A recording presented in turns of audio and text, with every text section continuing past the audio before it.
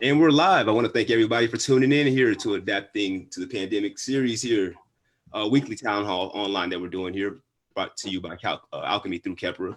It's an initiative of Kepra Institute focused on building community wealth.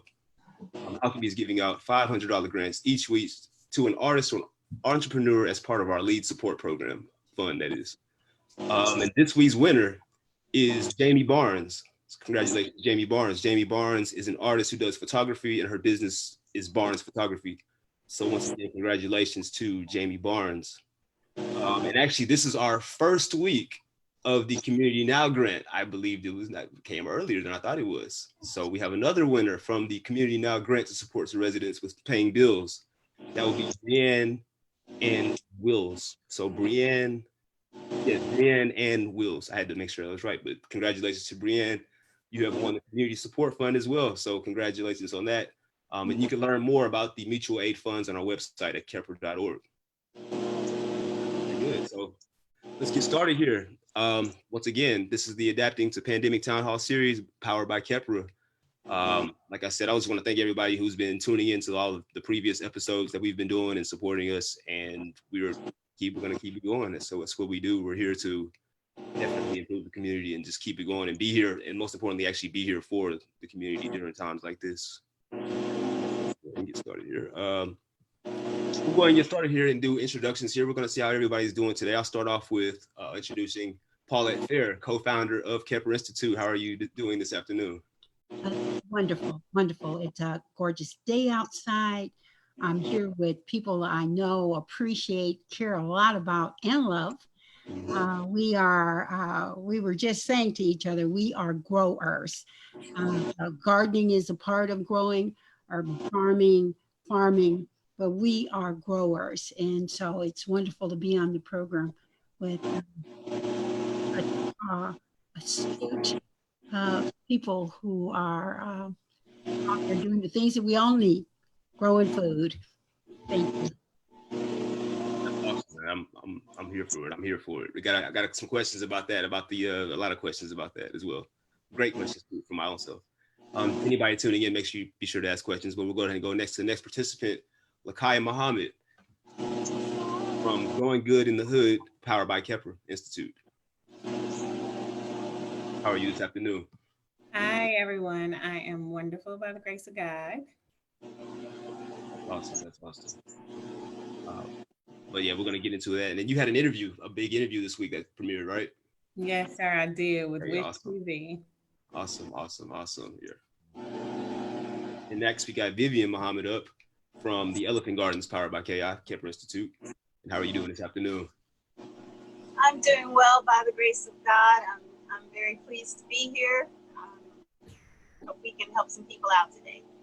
That's good. That's good to know. Once again, I'm your host, Trey Ramsey from Kepra Institute, Texas Southern University. Been here enjoying my time in Indianapolis.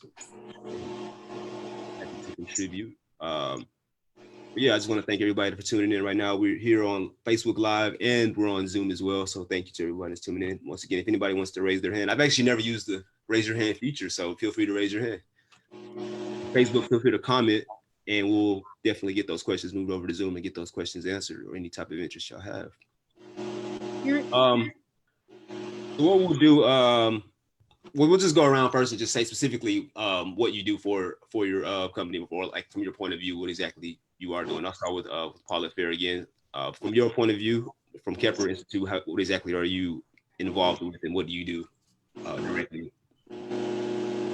Well, here at Kepra, having been one of the 3 people who got together and said, hey, we need to do something for our youngsters. Pambana and I had a 14-year-old and I had a 13-year-old grandson. And they were close buddies, and my grandson from out of town used to visit in the summer. And so we started a program, and the whole program was about youth development. And all of the youth development was tied to community through our social enterprise initiatives. And social enterprise helps young people understand reaching community, you don't have an enterprise of any kind unless you can reach the people you want to serve. So it's reaching community, engaging community, and then working on challenges that community had. So it would root them in community. So fast forward from 2003 to 2020, a lot of initiatives have come up. And anytime you're working with young people, you need to grow something. And so we started garden projects through our 4-H program that we started back in 2010. And we had camps. We called them, they eventually came to be STEAM camps, entrepreneurial, and then STEAM, which is science, technology, engineering. We put arts in. So it was a STEM program with arts and entrepreneurship added in. And of course, anytime you're talking about STEM classes, you're talking science, and that is food.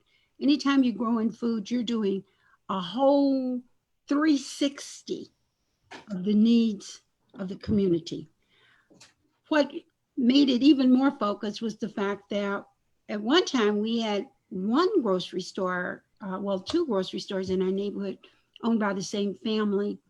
And they did have produce in them, and then they shut down, and there was no produce anywhere close. And so our growing program then expanded from our youth during the summer through the fall and the winter. Those same young people that were in our program built compost pits so that the compost would be the soil that we used in our garden beds. So it was a year-round program.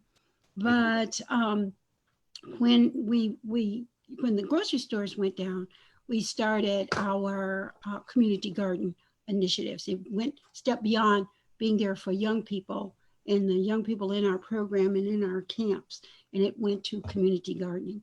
So we've been doing community gardens for about 5 years, and we were intentional about where we wanted the community garden to be, and so we located a couple of vacant lots that we went to the city, and the city had a program at that time.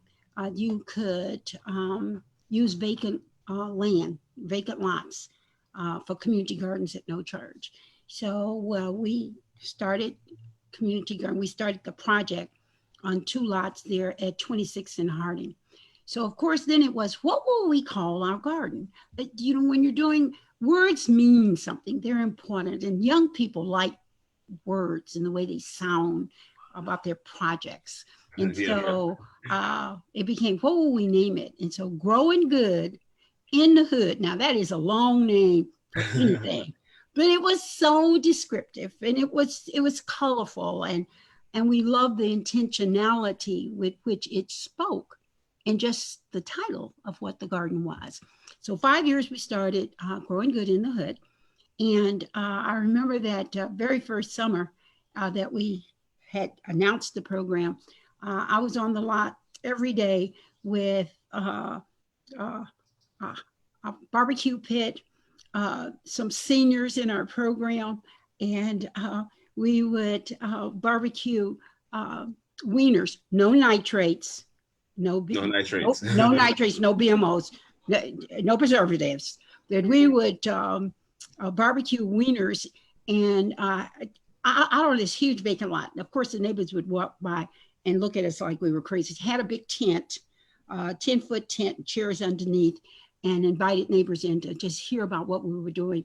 Passed out a lot of flyers because the intentionality of the garden was to connect with the neighborhood. It wasn't just to put the garden there. It didn't have a singular focus. Capra wanted to use this as another way to root our young people and anybody associated with Capra, rooted in the community, addressing community needs with the community. Thus, the program is more sustainable. Build that connection. To build that connection with the neighbors. And so here in our organization, our young people, we have a graphic artist. She's wonderful. She made this fabulous flyer We have young people in the organization. They were middle schoolers at the time. They passed the flyers out into the neighborhood. And so it was just an all-out effort to have a bill.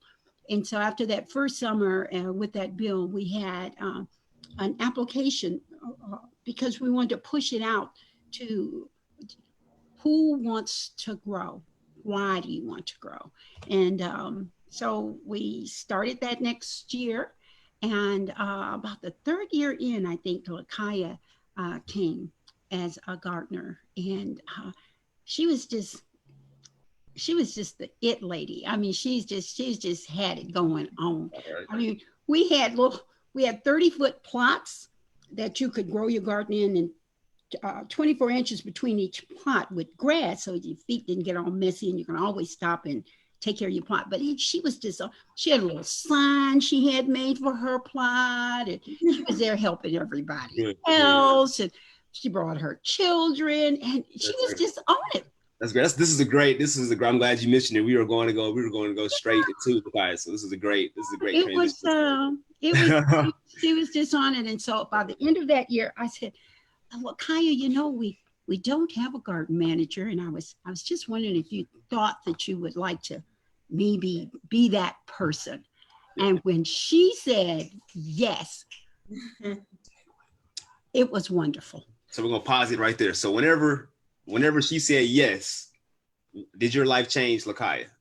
Like what happened after you said yes? What happened? This was gonna break it down. Like that was awesome. I like the way I passed the baton just now. Yeah, yeah, that was a good pass. Oh my God, my life absolutely changed. I was going through a very traumatic experience and life change, and so I needed employment. So when she asked me, would I be the garden coordinator? Like, oh my God, like you answered a prayer quick, God. So I was super thankful. And it was something that I already loved doing. So yes, sir, it definitely changed my life. That's good. So you already had a slight experience with gardening itself.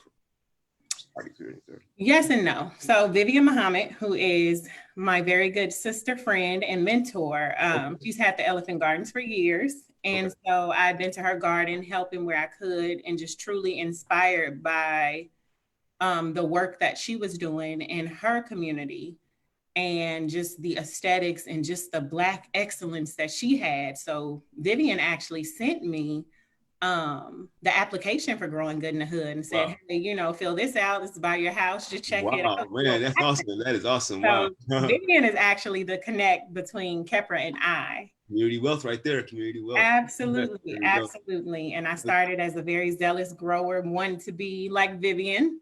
Okay. And I actually named my garden plot the Vivacious Gardens after Vivian. Wow.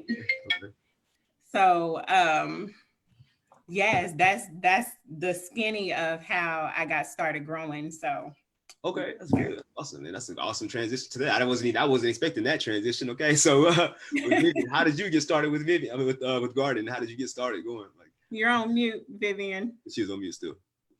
I'll take you off mute. There you go. Oops, I did that. Sorry. Do it one more time. There we go. There you go. Yes, we made that very easy for you. So how did I get started? Well, back in 2006, I started in my backyard. Basically, we just decided to tear it up. We're vegetarians. I'm a member of the Nation of Islam. We're taught that the farm is the engine of a nation, and we're taught how to eat to live. And that really exhorts us to be more, incorporate more of a vegetarian diet into our lifestyle.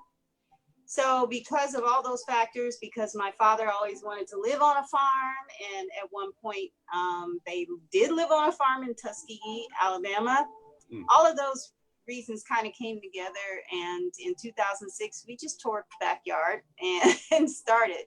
I wasn't adept at farming or being a grower, but by trial and error and continuing to strive, little by little, I became adept. And then I think Paulette already mentioned the crisis that took place with the closing of the grocery stores. Well, by that time, we had already purchased a couple of quarter-acre lots. But I made a visit to Kepra, and they were having a discussion about the food desert situation that had just been exacerbated by virtue of those closings of the double A's. And that kind of put more fire under me to do more than what we were doing. And so that helped me to inspired me to kind of step it up, level up a little bit. I took some classes at Purdue's. They started an urban ag class, and I was part of the first cohort. And there was also a food champion program through Rhonda Bayless and her program. And so my mother and I got involved with that. And so little by little, we acquired more know-how. And we've just gradually scaled up every year by God's grace. That's good. That's a great start. That's good. That's good. It's always a blessing to see anything start from the ground up, literally. And this is literally from the ground up, literally. So that's why I'm definitely supported and definitely impressed. Like, so yeah, we're gonna go ahead and get into a quick video too that we can show here. It's gonna be a 10-minute video to everybody that's watching on Facebook. I'm gonna be going through any questions that anybody asks on Facebook as well. So what we'll do is we'll go ahead and get that shared with y'all here right now. Shout out to IT. We'll go ahead and play that in a second. It's a Skillshare video on how to start your own garden. So here we go. Enjoy. Yeah, see it? I can see it. I'm sure everybody else in the chat. Can y'all see it? They should be able to though. Yes, we can. Okay, cool. And yeah, the chat is watching. Perfect.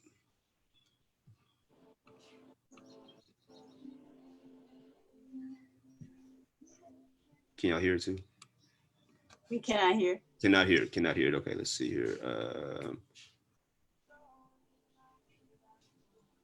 Yeah, it's on the screen share.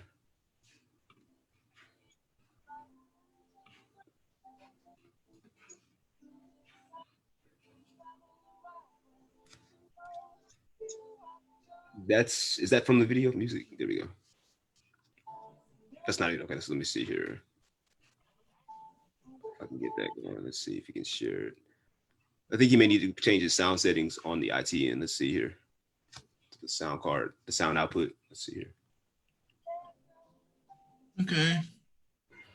You go to the your browser settings, and then you might have to change it to the master or the sound settings. It should be browser settings. Let's see your settings. Is there like a playback audio option on there? Let's see advanced or this. It might need sound settings, or maybe try. It's a speaker. It's Steam.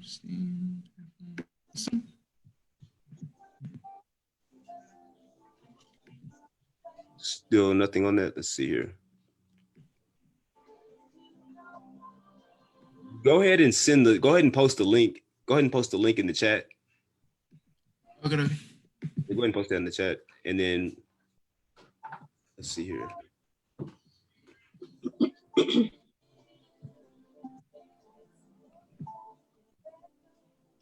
Hang tight. We'll get that playing shortly. Let's see if we can get that going.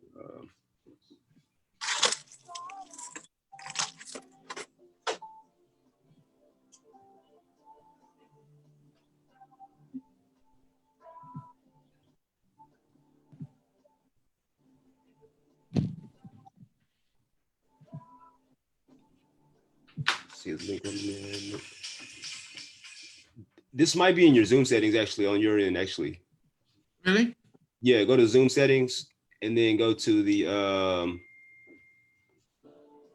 it should be on the share computer sound. Share computer sound in your sound settings. Okay. Yeah, we'll get that going. Yeah. Thanks for everybody for waiting on that. We did not expect that to happen because we know we just press play, you know what happens, but yeah. But yeah, while we get it loading up, we'll go into a question here, a quick question here. Well, the next question is, how has the global pandemic actually impacted your growing food, or has it actually worsened it, access for communities? So basically, how is it impacting the grow itself, and how is it actually worsened for the community? And that's, I'll go ahead and start with Paulette here on that one. Have you had any type of effect on that? Has the pandemic affected? You're on mute. Sorry, I'll unmute you. There you go. You're still on mute. Oops, there she goes. Oh, thank you so much for letting me start, because, you know, I am a little bit older than these ladies, just a little bit, like maybe 20 years, but just a little bit. Okay. And I bring that up. I bring that up because when you say growing food in the pandemic, and there have been other times in our recent history, because I'm recent history, there have been other times in our recent history that there were food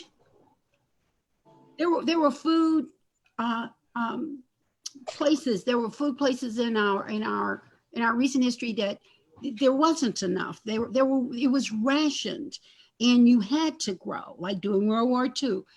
Many of us either lived that experience or had grandparents that lived that experience, or great grandparents that everybody had a garden to grow their food, because we were at war. So many people were away, farmers were away, and so there were gardens on the White House, because everybody was supposed to grow a garden.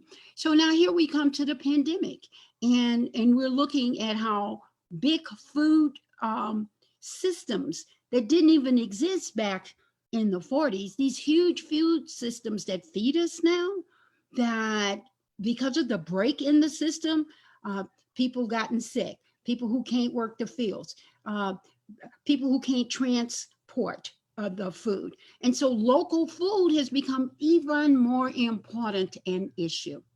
It wasn't an issue 5 years ago, because the big systems were there and people weren't encouraged as much to grow locally. But now every food program that we have, even our community controlled food initiative, where we buy produce from local farmers and redistribute it in the community, we have our initiative is focused on local food to make the local food system strong. So the pandemic has just reinforced the need for local food growing. And so, you know, that's my long view take. I like that. That's pretty good. And what about you, Lakai? How's it affected your growing process? Anything with just any effect that the pandemic's had in the past, 2 months now? I was gonna say a month, but it's been 2 months now. Yes, sir. So the pandemic, has actually amplified growing good in the hood's purpose in the community. Everybody is getting more serious about growing. Organic seeds are very scarce because everybody's buying them up. Organic soil is very scarce because everybody is buying it up. So it's actually given us more purpose. We did have a late start because we were under quarantine, so we couldn't till our plots and prepare them. However, the last frost that we had was in May, so we actually kind of started right on time. Okay. That's good. It's good to hear. Yeah, I can definitely agree. Like, it seems like I said, I've been seeing a lot of like random Instagram, TikTok videos are going up with gardening. I'm loving it though. I'm loving it. It's like, hey, it's not just a dance app. I like gardening. We got instructional, not just YouTube. Absolutely. Usually you'd have to go to YouTube to even find anything like that, because you can find anything on YouTube. And now it's becoming like, hey, this is what I got it going over here. Like, hey, what's yours look like? Right. It's becoming a trend. Absolutely. Yeah. And then what about you, Vivian? I see you've got a guest there. You're on mute, so I'll take you off. Well, you got it. There you go. Yeah, that's the other part of my team. That's my mom. Okay. Hi, Joyce. Hey. Hey, Mom. Hi, Joyce. So, how has it affected us? Well, it's actually been, just to echo what Ms. Paulette and Sister Kaya have mentioned, it has definitely brought a level of intensity to our program. We already had that. The pandemic itself has exposed what we've been saying all along, that there is a direct correlation between food deserts and our health. And unfortunately, food deserts are in predominantly Black and Hispanic neighborhoods, and consequently, we're the ones that are getting sick the most and dying from this virus. And so now that has been made clear that we are in a situation of do or die, literally, whether we either start growing our own food and taking control of our food sources, and everybody needs to grow, by the way. You live in an apartment, you live in a house, you should be growing something. I don't care if it's just a tomato or a basil plant. You need to be growing something. And so it's brought a sense of urgency to an already urgent issue. And for me personally, it really has allowed us to be more productive. We actually were brave and took on a partnership with a farm in Lebanon, Indiana. And so we've been farming up there as well. And I was really hesitant about that, but COVID has really allowed for us to focus more because, well, there's really nothing else to do but work. Exactly. This is perfect.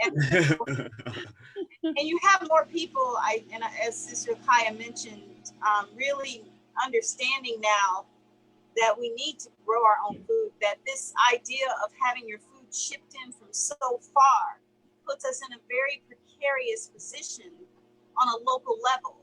Because what if those trucks can't get to you? What if those truck drivers are sick?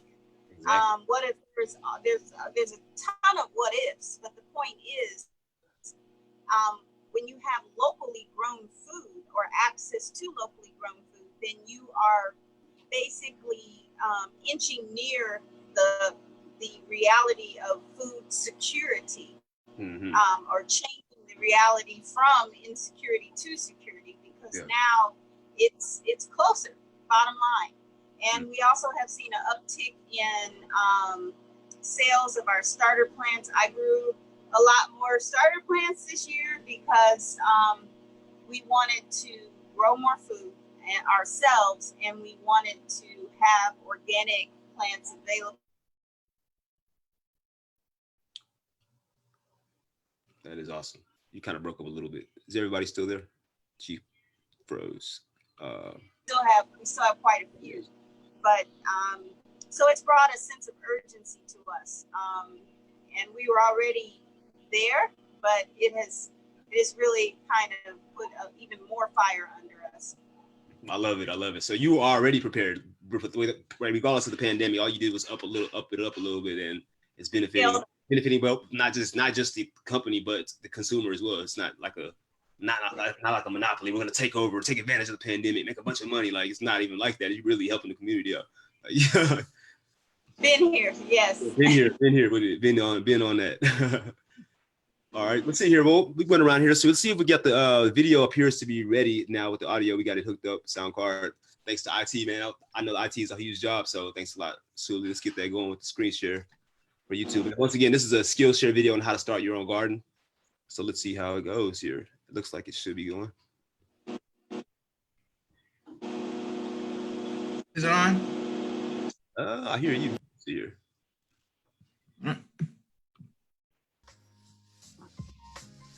There it is. I hear it. I'm on mute. There you go.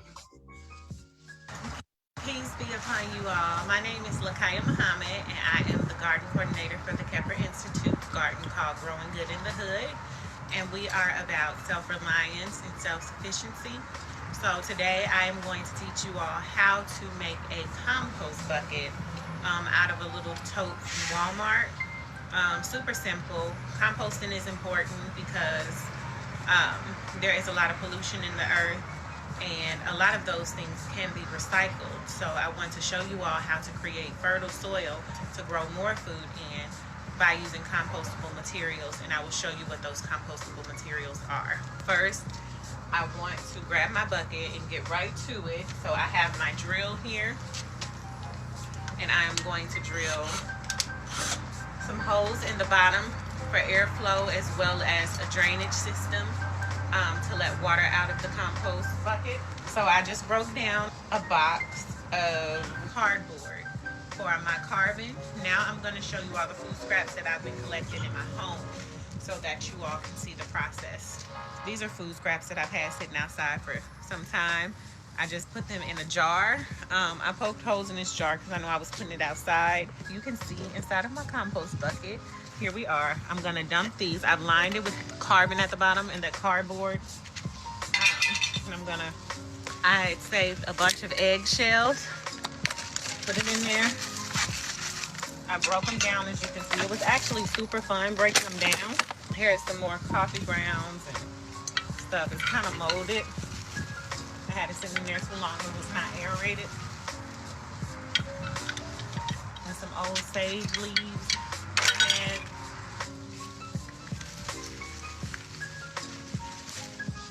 so, for composting, maybe. I'm gonna kind of stir it together, and I'm gonna make sure I tear some more cardboard. One of my neighbors set this cute little broken compost bucket by the garbage can. And I was like, oh my God, that is meant for me. Oh, now this next bucket, I know it's gonna be smelly. All of those peppers that went bad. Okay. So I got my food scraps in there. Some more cardboard. Break it up. Put it on top. You can take old grass clippings. You can also use dead leaves and put them in there. I prefer dead leaves. Okay, so you all remember when I accidentally cracked the lid? I'm gonna take some duct tape and tape the crack because I don't want mice getting in here because of course it's gonna smell attractive to them. So I'm gonna tape that big old crack so that no rodents can get in there. Okay. So it still has some airflow that's getting through there. The last thing that I want to do is saturate it with water so that it can help break down compostable things. I'm gonna put the top on. It's done. So that is how you make a compost bucket. Thank you all for listening.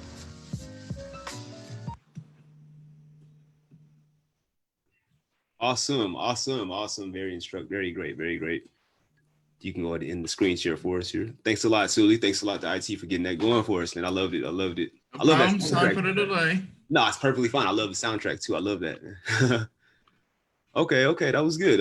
And Lakai, you got any I'll just go to the client right now for that. Is there any additional tips or pointers that you would have to say in addition to that video? It's pretty straightforward. Yes, sir. What I forgot to mention is that you need a good carbon nitrogen mix. So you want to make sure that you provide enough carbon and nitrogen together. So that's your browns, like the cardboard or the dead leaves, so that it can actually be a good mixture. And also it will smell very rancid if you don't provide enough of the carbon to mix in with the food. And then also, I think it was something else I missed, but okay. Carbon nitrate is very important. It sounds like it's very key to having you got to have the correct soil. I mean, the soil is everything, I would say. So how many holes did you put in the bottom? You had your drill and we didn't see. So I put about 5 holes in the bottom and I accidentally cracked it because I have a heavy hand.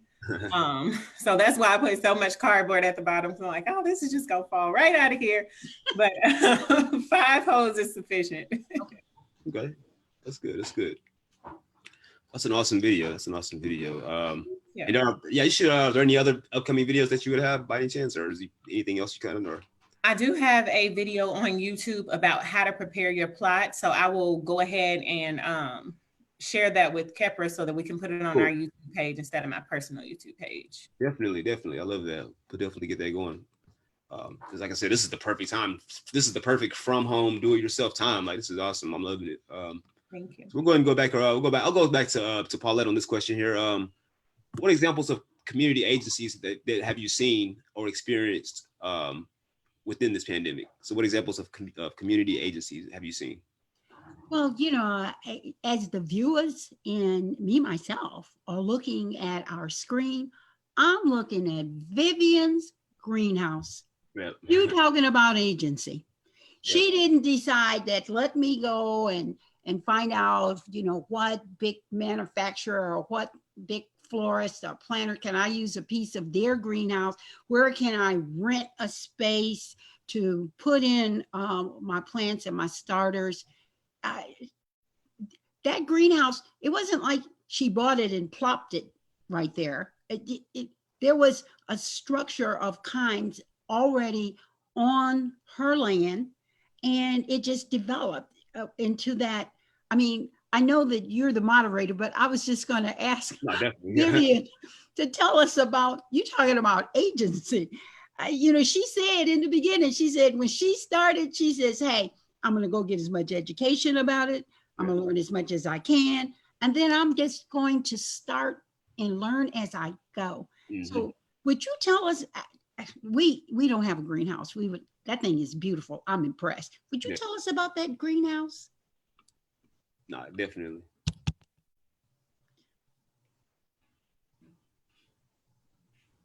Sure. So what I'll do is put my camera so you guys can actually see. So that's our okra, and we've got leeks and parsley and all kinds of peppers and tomatoes that still need to be transplanted, squash and zucchini, basil, oregano, more oregano, strawberries over here that are transplants, and more of those mustard greens Paulette mentioned. And then outside, because we no longer have room inside, we have the actual backyard garden, and then all of these other plants that I had to take out of the greenhouse because it was just too much in there. We built the greenhouse. No, this was a dog run that we used to have some Rottweilers when I was younger, much younger, and my father had built a dog run. Well, he passed in 2002, and we started tearing up the backyard in 2006. The greenhouse didn't come until 2013, and I had already decided that I was going to somehow convert this space into a greenhouse. But I did need, as Paulette mentioned, I did need the know-how and confidence that I could do it. When I first started my gardening, I was buying starter plants from where everybody else buys starter plants, Lowe's, Menards, wherever, hay bigs. And it was expensive because it's very expensive to buy organic starter plants. And some places don't even offer them. I still don't think Lowe's offers them. I think Menards just started. So hay bigs and some of the other garden shops, Damon's at the time, I was going there. And I said, once we got this built, then I needed the know-how.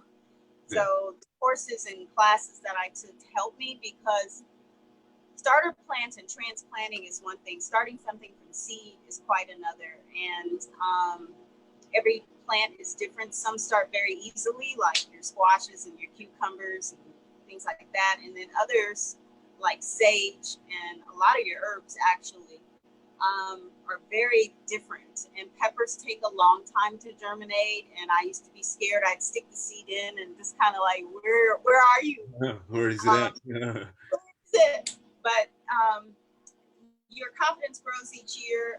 I definitely ask a lot of questions. I'm the type that if I don't know it, I'm going to ask. I'm going to ask the people in the community. I'm going to ask other farmers. I'm going to research it. I'm going to look on YouTube. I'm going to compile information, and that's pretty much what we did. And of course, I dragged my mother and everybody else along for the ride. And we all were in it. But it's turned out to be a blessing for us. It's a lot of work to try to manage the plants. We've had some very disappointing times where the greenhouse got too hot and I left it and everything was green and beautiful, and I came back and everything was dead. Very devastating days. But you live, you learn, you get better.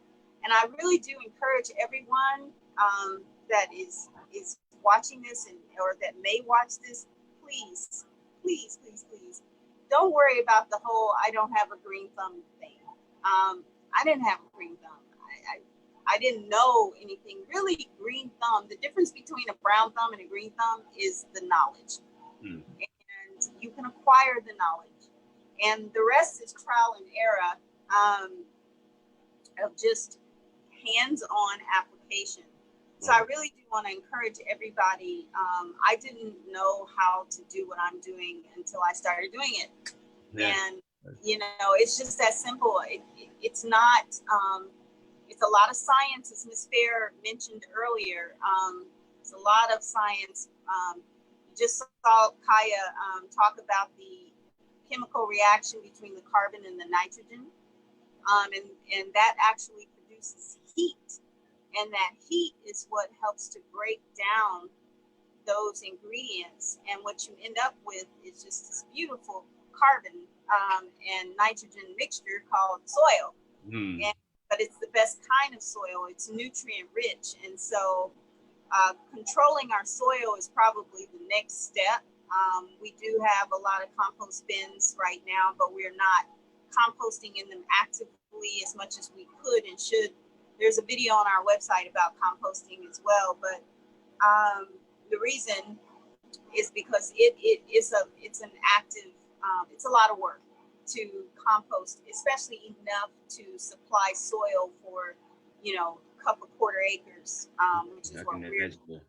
Yeah, it's a lot, but our goal is to pick up more on the composting because in Indianapolis, there's very few places where you can get soil.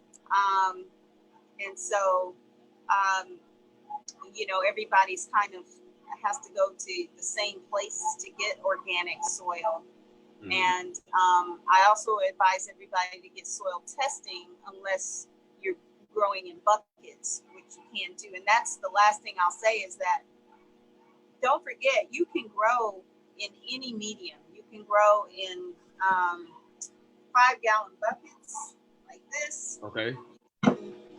You, like Kaya showed you earlier, you drill holes in the bottom. You put a little sand at the bottom for drainage. And then you fill it with organic soil. And you stick a plant in there. And guess what? You're growing. You're growing. So don't be discouraged. Don't think you have to have acres of land. You do not. Don't think that you have to have all kinds of skill. Ask somebody. There's Lakaya, there's Miss Paulette Fair, there's the Elephant Gardens, me, my mother, and our team, and tons others. There's Purdue Extension, Amy with Circle Farms and Circle City Farms, and tons of others. But I'm saying that to say that I really think that if there's never been a better time, and perhaps even there's a need beyond what there usually is, but there's never been a better time to grow your own food and to learn the process. Definitely. That is awesome. Like I said, this is it's great, and it all starts. I'm glad you said you can grow it in any medium, because a lot of times in myself I'm like, man, you about to grow it inside of that? Oh wow, impressive. And I see it growing. Then you can grow it in anything as long as you got the right tools. And photosynthesis is photosynthesis. It will happen. It's only science. So, someone actually asked. I guess this would be for Paulette here. Question: and will the Kepler program be going on this summer for growing? You're on mute. Let me take you off. I got you. I think she's on.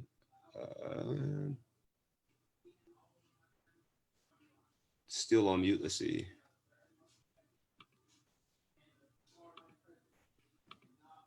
Wait, unmute. I can't unmute her for some reason. I know, me either. I'm trying to unmute either.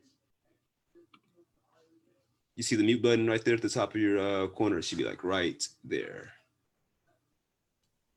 Got it. There you go. There you go. You. There you go. Nothing like young people to help us. Like right there. Thank you. I did not know that's where I was supposed to do.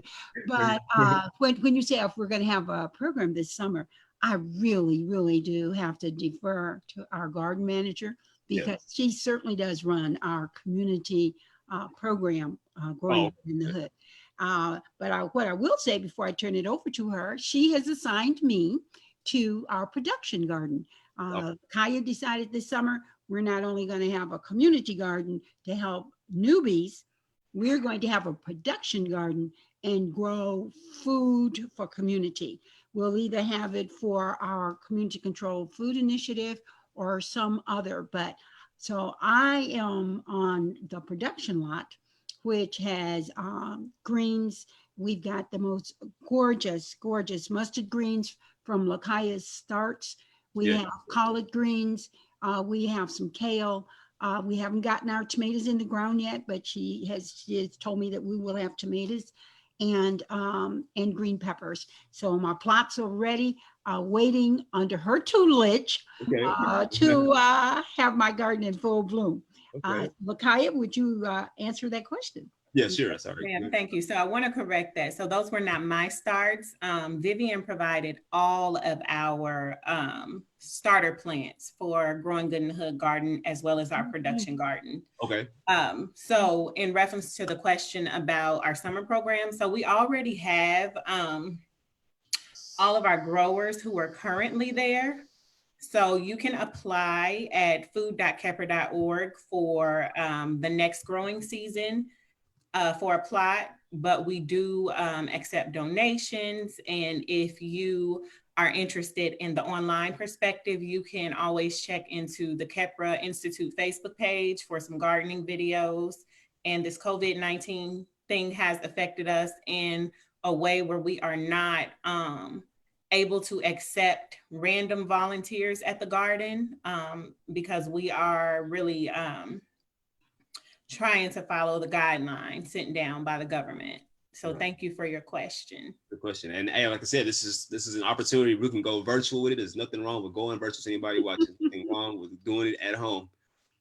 It's not a stay-at-home order, I guess. I don't know what the state is. Shelter in place. Shelter in place, but hey, you can do it at home. This is definitely advancement. It's definitely advancement. So definitely checking it out. I shared the link into the group too as well for all the panelists. Actually, I think I said that too. Oh, can I say one more quick thing about the starter plants as well? Yeah, sure. Go ahead. Yeah, I'll go and do that.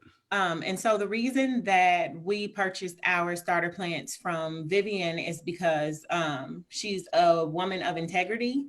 And so with organic, organic only has to be 80% organic to be considered organic. So, and there's a label that you have to purchase to be classified as organic.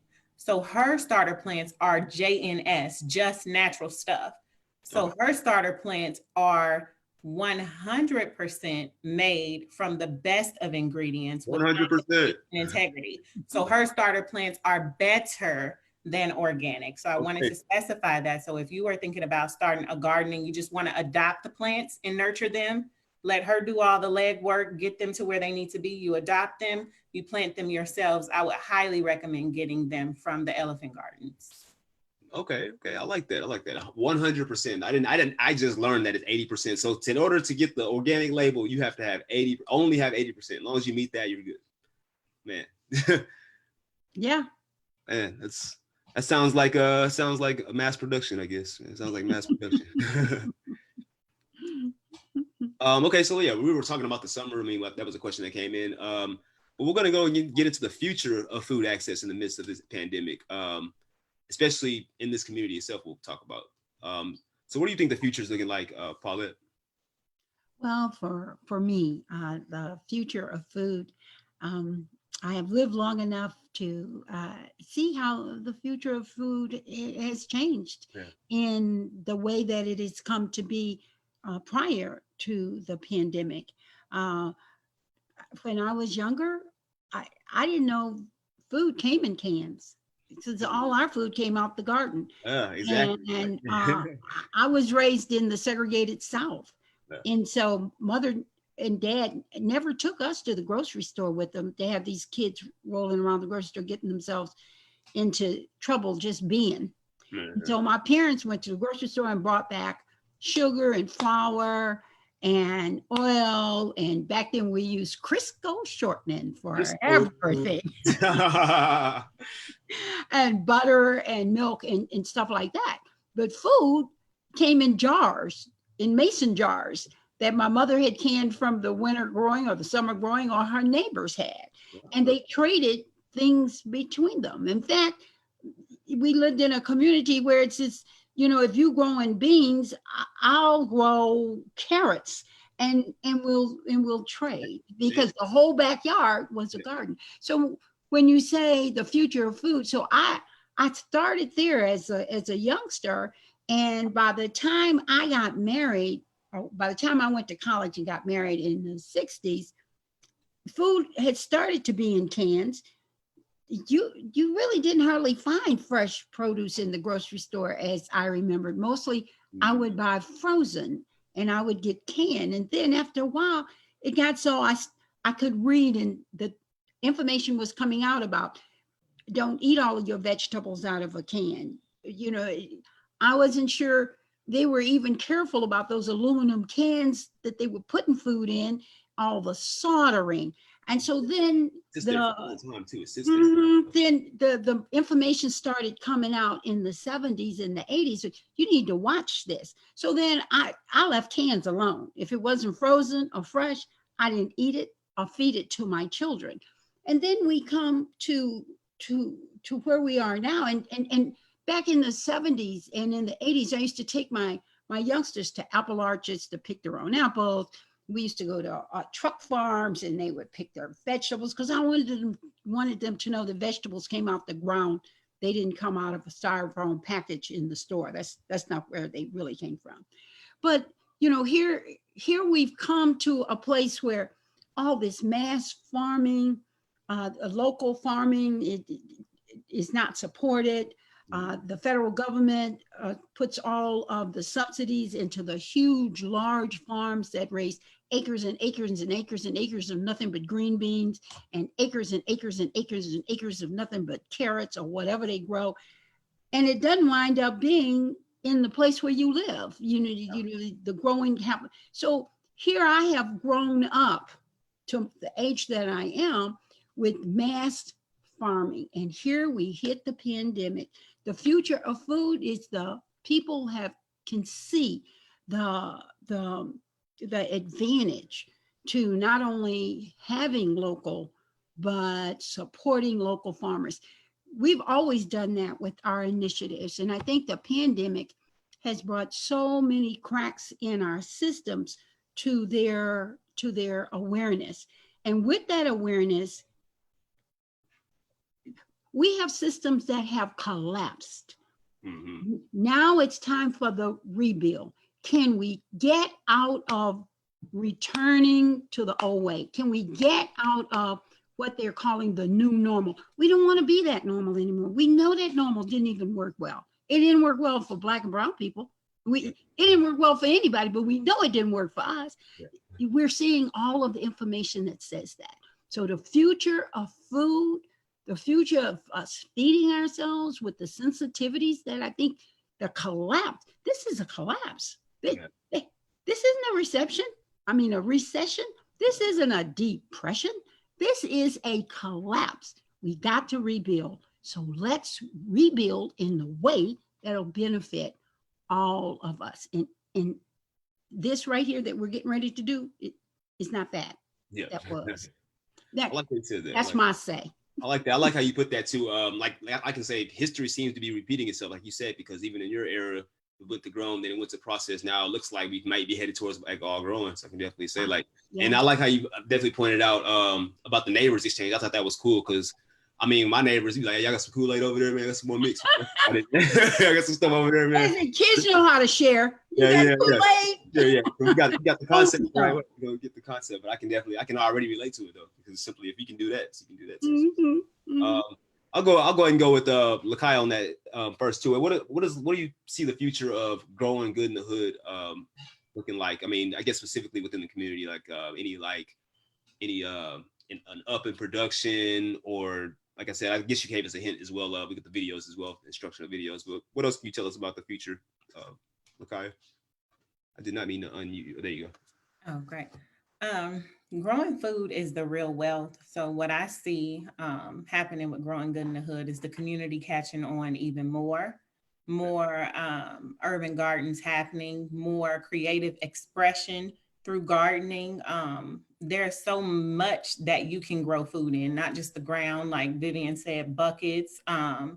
It's so much that allows you to be creative and very resourceful and very resilient. So I really see the future of food being something that is done all over the world and used as a bartering tool. You know, when things get bad, like we've seen with COVID, those Wall Street journalists ain't important to anybody. No, not at But all. the Kroger workers were the workers that were working at Lowe's in the nursery to grow the plants. They were important. So I think that it's going to look like trading resources, like Mrs. Fair said. So getting back to that, I grow the beans, you grow the herbs, you know, and a trading and a bartering. And it's actually, it's a beautiful problem to have, just to get back to the earth and the simplicity of the earth, because simple foods will save us.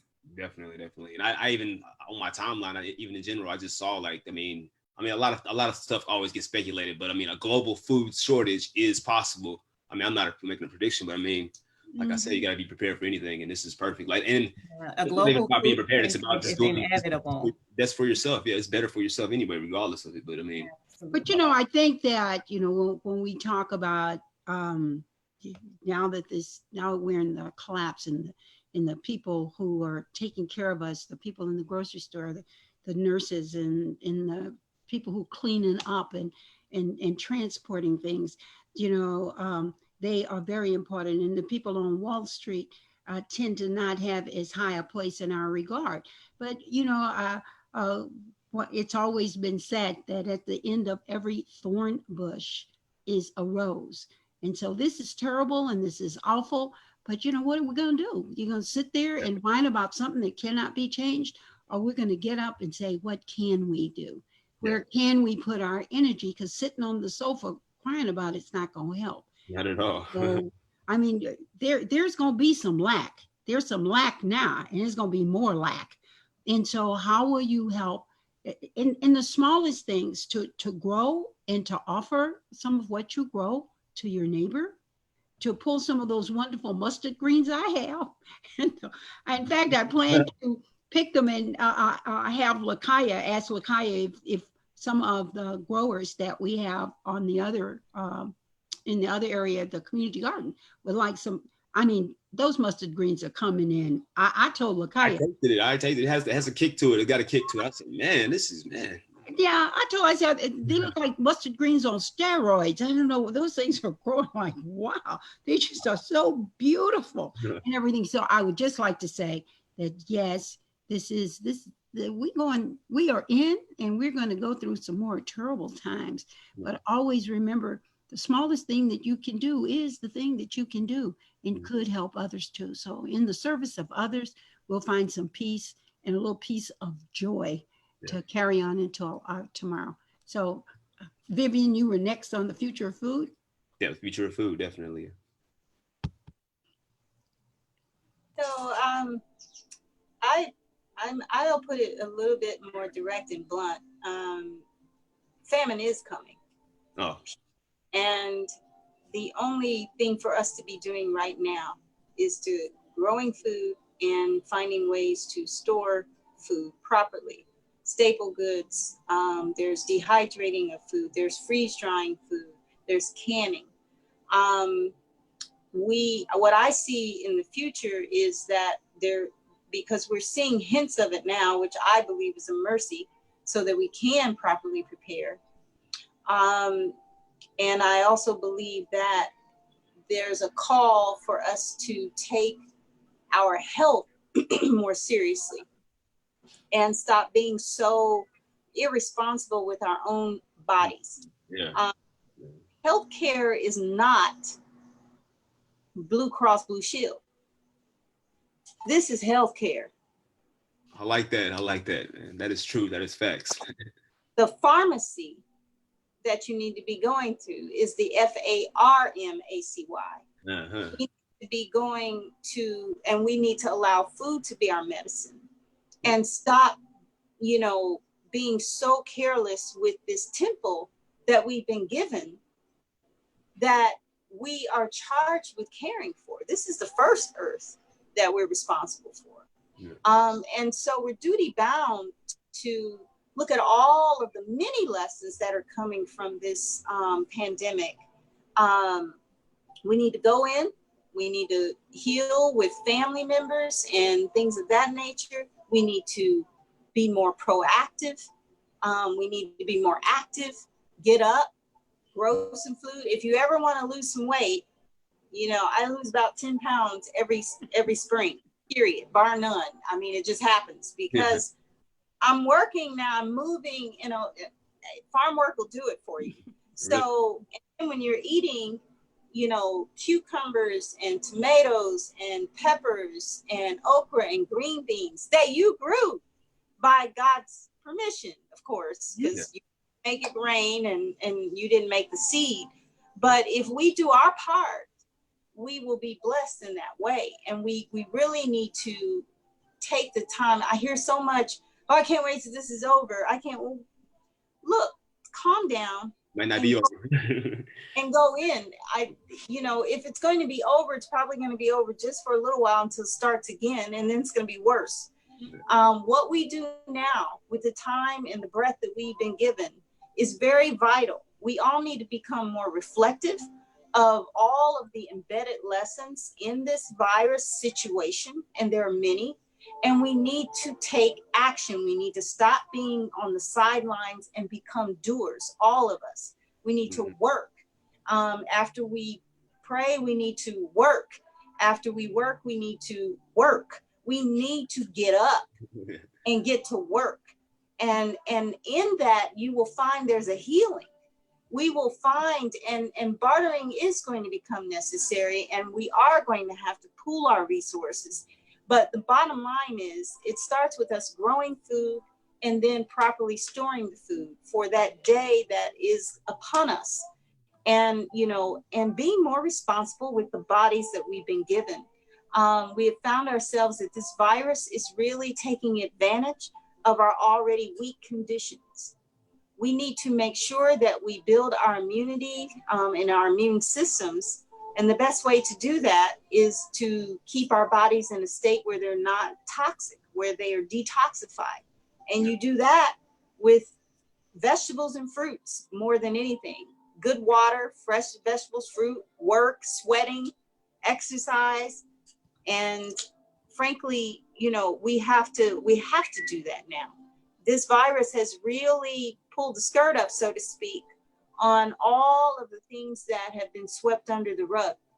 And I'll end with this, that I really think for the Black and brown community and white for that matter, that we all have to understand one reality. The government is broke. This $3 trillion that they're throwing around here and there, it's coming from thin air. It doesn't exist, okay? And every time they float paper or zeros into our economic system, it devalues the dollar that already is there. Exactly. And so you're just setting yourself up for horrific inflation and a dollar that's not worth anything. And that being said, where do you think the cuts are going to start happening? There are already some cities talking about cutting firefighters and police officers. This is crazy because they are broke. This is one of the reasons why there's this push to go back to work, is because, well, the economy, as Paulette has already said, it's collapsed. This is not recession, depression. This is fall. This is collapse. The fall of this country is in full motion. And if we don't want to get caught up in it, then we have to be proactive. And operative word, active. We have got to get on the move. We've got to move our bodies. We've got to move. We've got to plan. We've got to pull our resources. We've got to stop killing each other. Hello. I mean, we've really got to get off of stupid and take full responsibility. It's not the government's responsibility to see to it that you're healthy.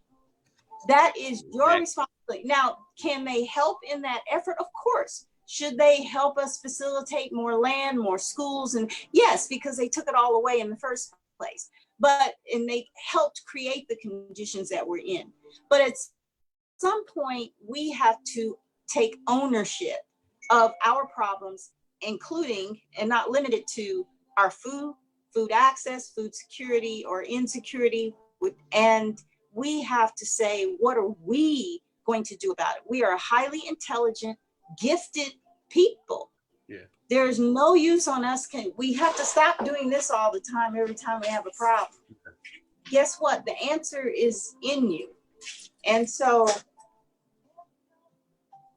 okay.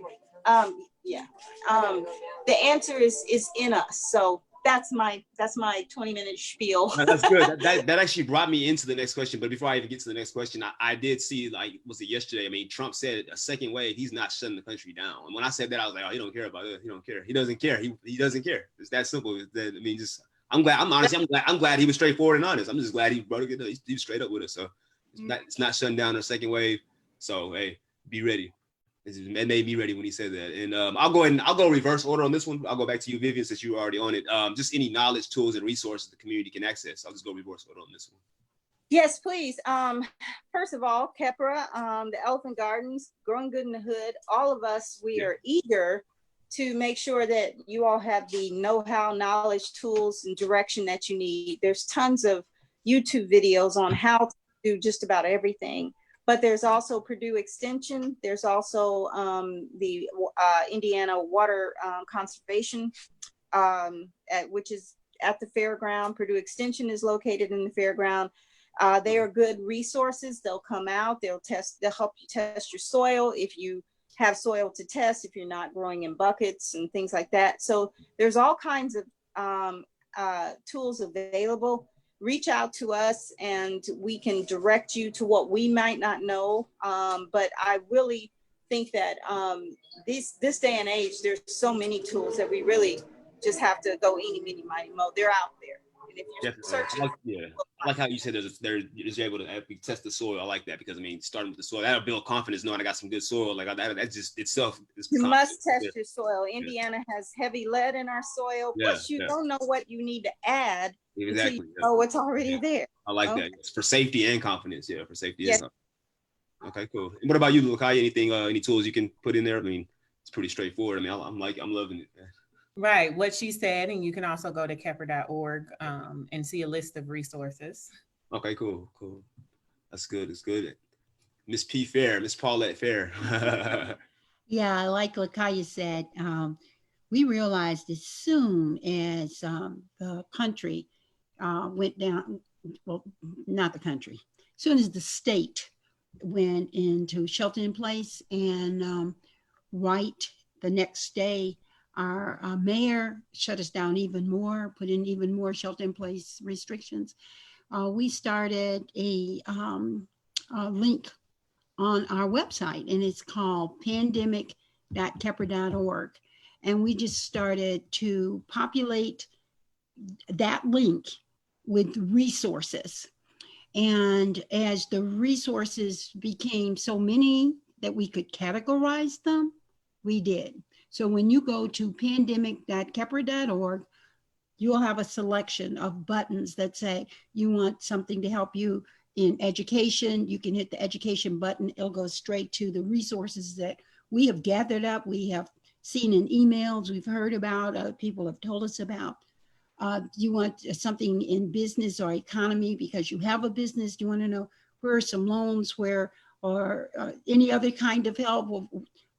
What stages will the governor and the mayor open up the businesses for to become open again? You can hit that business button. It'll go straight to the place with just the business pieces. And we also have a piece on that page. We have a button that you can hit and then share something that's not on there that you can share with your community. So as far as resources for the community, we are about community, of course, as I said, empowerment, community engagement, and agency and sustainability count. We are here now. We've been here. We want to be here. The quality of our lives is really tied in with the people around us, with the community around us. Yeah. Unless you go live off in a cave someplace, how well everybody else is doing impacts how you're doing. Mhm. So resources are to share. Resources are to have other people benefit by. So pandemic.kepra.org, a number of resources that could help you or someone else. That's great. That's great. Thank you for sharing that. Thank you all three of that for sharing with us, Frida. Everybody's been loving it. I've been loving it personally. I might just rewatch it for some tips. I'm gonna watch the video for sure. For the YouTube, for sure, I'm gonna watch that one again for sure. But yeah, this has been a great webinar. I just want to thank everyone that's been watching and tuned in. Everyone that asked, anyone that learned anything or asked any questions to learn. But if you have any more questions, be sure to contact us. And just to go back to it again, just want to thank everybody again for the online town hall. There's going to be a survey that pops up when we do end it. So if you're in it, just feel free to fill out the survey of how you've enjoyed this webinar, I would say. And just a quick reminder, we do have the 2 funds we're giving out. This is the first week of the community grant support. And so just a reminder, congratulations to Brianne Wills. Brianne Wills. She actually won this week, actually debut one. This is the first one. And this is our 6th entrepreneur lead support fund, and that's for Jamie Barnes. So congratulations once again to Jamie Barnes from Barnes Photography.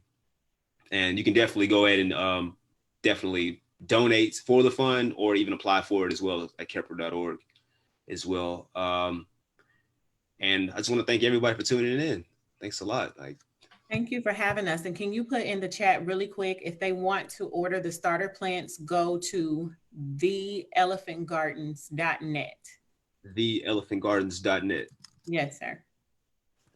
And I would just like to congratulate the winners of the $500. I know that many times people, our lottery is, our lead fund is a lottery. And so all you need to do is submit your name and your business and whatever else the prompts are on the form, and it's a lottery. And congratulations to those who have won every Friday, and good luck on all that have applied, and just good luck to all of us as we do a pivot. As not unless you're in education, paradigm shift doesn't usually come up much in your vocabulary in talking to others about what you're thinking and your philosophical underpinning on what you're thinking. But this is truly, truly a time to pivot. We are steeped in what was, we know how to do what was, and now the hard part is to take all those fabulous creative brains and make something that works better for all of us, not just trying to tweak the old and help it rise again, but let's get a real phoenix, a real beautiful phoenix bird that when it caught on fire and dashed to the ground and turned to dust, the phoenix rose again, a beautiful bird. And so we can rise up as a new economy, a new system of community. So we can do this, guys. Let's roll. We can do it. We can do it.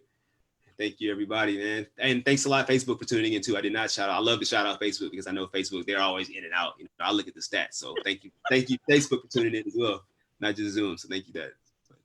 All right. Hi, everyone. Congratulations, winners. Congratulations again. Y'all have a good one.